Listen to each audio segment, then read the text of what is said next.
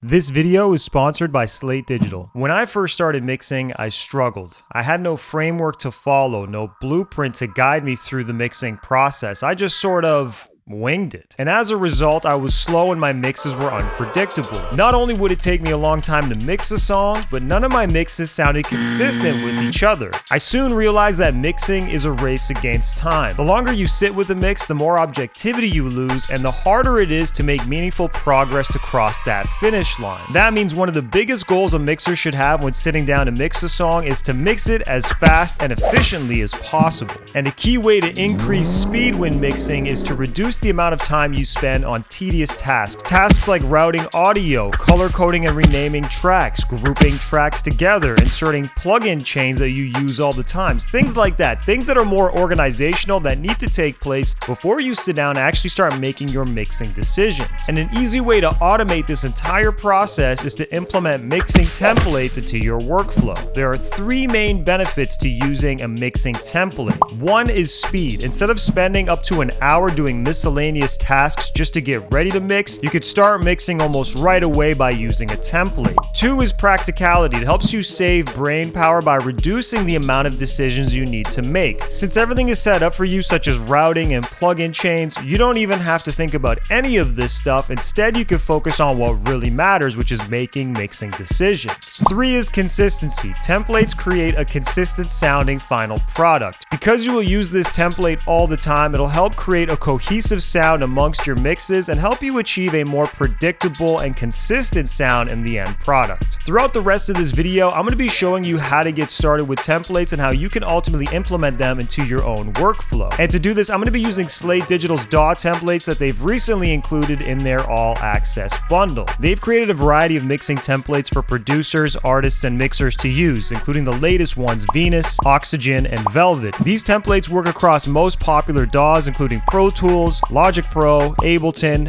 FL Studio, and more. That means if you subscribe to Slate Digital's All Access Pass, you'll be able to use all of these templates in addition to getting access to over 75 world-class plugins that I've discussed in some of my previous videos. The first thing you want to do with the template is save it in your Pro Tools template folder, so that way you can easily create new sessions with that template in the future. And it's important to do this first before you've imported any audio or done anything in the session, because if you save it as a template with audio in there, every time you go to call that up, guess what's going to happen? All the audio and all that's going to come with it, that stuff is going to be irrelevant to your session that you're about to start mixing. Open up the file that you want to save as a template. For me, I've opened up the Slate Digital Velvet Vintage Mix template, and I do want to just point something out. It may look different when you do this yourself. I'm shooting this in 2022. If you're watching this in the future, this might look different. There might be some changes that they might make. With the template open, and of course, nothing imported, this is just the first thing you've done. You've opened it up. You don't want to start to work here. What you want to do is you actually want to go File, Save As Template. And what I recommend is actually creating a category here. I've created my own category, 5-piece templates. And what we're going to do is we're just going to name it something. You can leave the default name if you want, but what I like to do is I actually like to include the month that I am actually creating this template in. So let's say July 2022, and I'll press OK. And what's going to happen is this is now going to save the template in my templates folder. So when I go File, Create New, and I choose to create a session from template, you can see that it's actually pulling it up right here. Slate Digital Velvet Vintage Mix template. I can create a new session and it's going to open it up, and I'll be able to just start from scratch with the template that already has my routing, that has my plugins, that has everything that Slate Digital has provided to us in this scenario. With our template saved, and now that we've created a new session using that template, what we now need to do is actually import our audio. We need our audio tracks to come into the session so we can actually start mixing. We need audio to mix, so this is pretty straightforward stuff. In Pro Tools, you can go File, Import Audio, and it is important to note that you should have your audio prepared. Everything should be rendered out, consolidated, edited, arranged. Everything should be done, so that way when you're sitting down to do this, all you're doing is focused on mixing and making mix-related decisions. That being said, I got a track here. I've got all the audio. It's a combination of vocals and instrumental elements, and in Pro Tools, you're specifically going to want to do copy, okay? We don't want to add, we want to do copy, or sometimes it'll give you a convert function, okay? Copy or convert. That'll be what you see here. It's important to do this so that way the audio actually gets copied into the Pro Tools folder rather than having Pro Tools looking for the audio somewhere on your computer. This is something that could become a problem later. If you ever delete something by accident, or if you're ever trying to open it up on a different system that doesn't have those files, your session's not going to open up. It's going to just come back with a bunch of blank audio and a bunch of errors. If you copy or convert, you're going to be okay in this scenario. I'm going to press done. It's going to process it. And now it's going to ask me, where do I want to put the audio? Now, I don't like putting it on the clip list. Some people do. I'd much rather put it on a new track. And therefore, when it does that, it's going to literally put on a new track in the session. And then what I'm going to do is drag and drop each track onto one of the templated tracks that we have here in the template. So I'm just going to select new track and I'm going to press OK. It's going to create the tracks.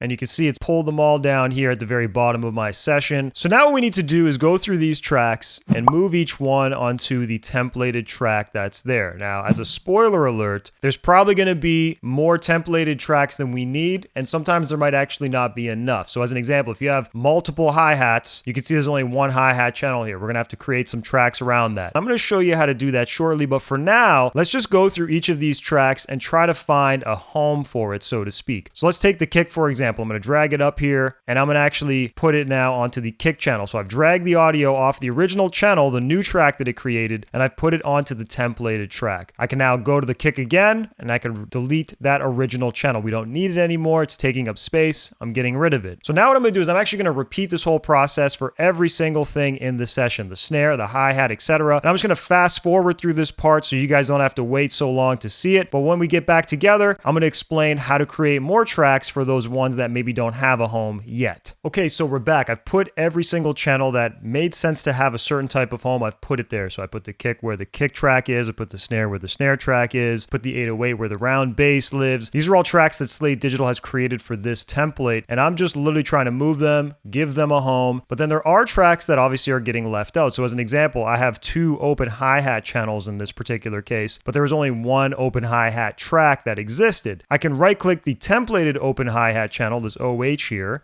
and I can select duplicate. And then what I'm going to want to do is not select active playlist or alternate playlist or automation just to be safe, but I do want to keep the inserts, the sends, and the group assignments. Press OK, and boom, now we have an empty channel here that I can now drag this audio to, and I can now right click the open hat here and press delete. And now the open hat that had no home once upon a time now has a home with the rest of its brothers and sisters. The same goes for some of the vocal tracks that I had down here. I have my tag. There's actually 2 parts to this tag.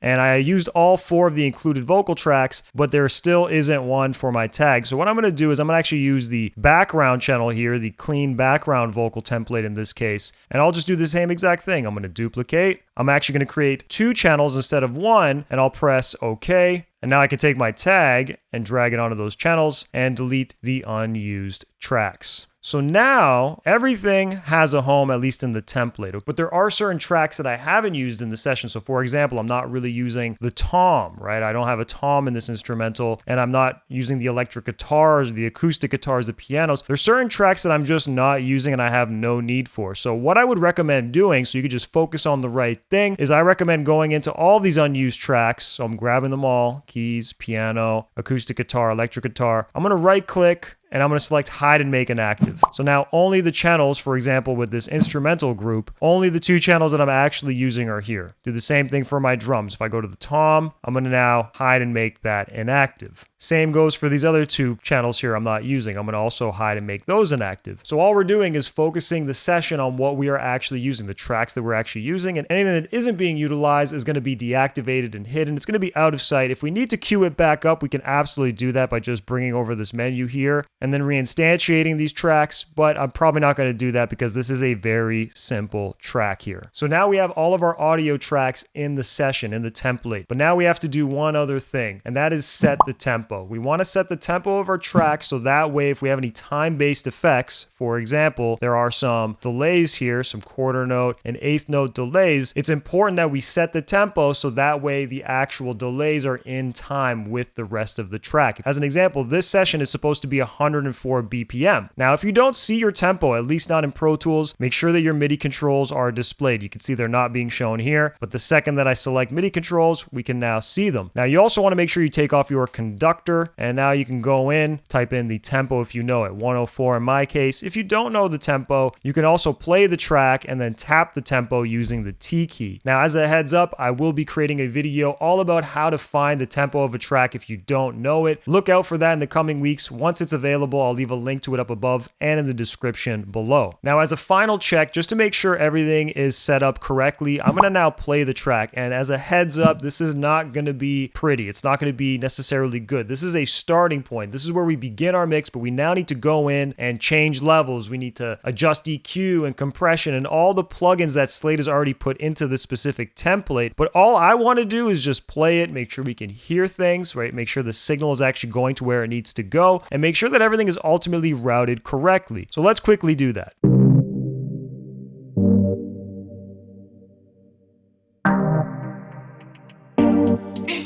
So good. 5. I don't know what to say, just pass the J up on the left side. These days, these people talk too quick to tell you what's on it. Problem.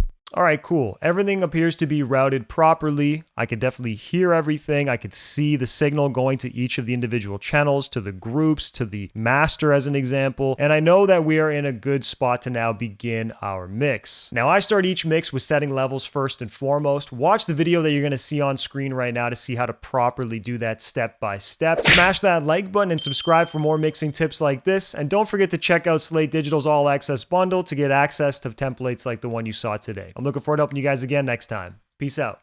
5.